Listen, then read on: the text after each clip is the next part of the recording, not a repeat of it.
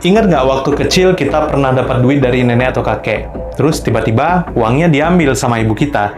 Dibilangnya mau disimpenin atau ditabungin biar kapan hari nanti kita bisa pakai.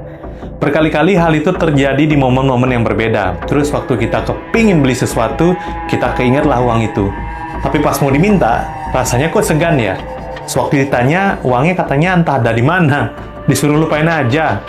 Atau momen ketika Anda dikasih uang tuh bayar SPP, tetapi di sekolah teman Anda minjem duit SPP itu buat dipakai main judi online.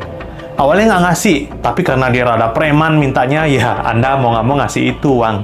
Dijanjiin kalau menang bisa balik modal plus dapat keuntungan, tapi kalau kalah, uang SPP Anda raib dan teman Anda nggak bisa dimintain ganti rugi karena ya kalah. Uang hilang, SPP nggak kebayar, dimarahin ortu lagi.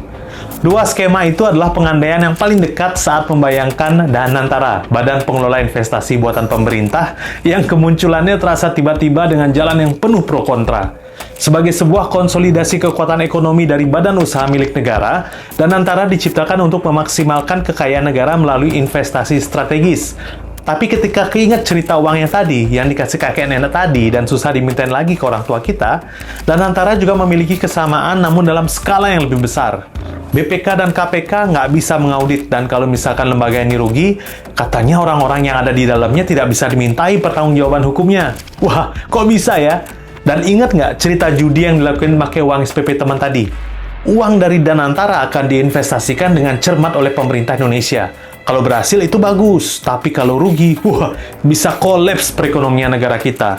Bayangin aja, 14.000 triliunan rupiah bisa 2 kali lipat hasilnya kalau pengelolaannya benar.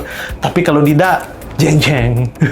Karena ketidakpastian aturan dalam melakukan pengawasan penggunaan dana yang didapat dari masyarakat, banyak warga akhirnya melakukan beberapa hal yang tentunya akan mempengaruhi perekonomian makro kita. Salah satu contohnya money rush atau penarikan uang besar-besaran dari bank BUMN. Wah, apalagi nih? Kenapa masyarakat kerasa antipati? Sepertinya ada beberapa hal yang terlewat dari pemerintah saat membuat rencana Danantara ini ya. Sejauh mana kita bisa jeli melihat pergerakan yang diinisiasi pemerintah selaku regulator yang menciptakan BPI Danantara? Apakah ini benar-benar demi kemakmuran masyarakat atau hanya milik segelintir pihak? Mari bersiap-siap menganalisa berbagai hal yang muncul dan apa dampaknya Danantara ini bagi kita semua.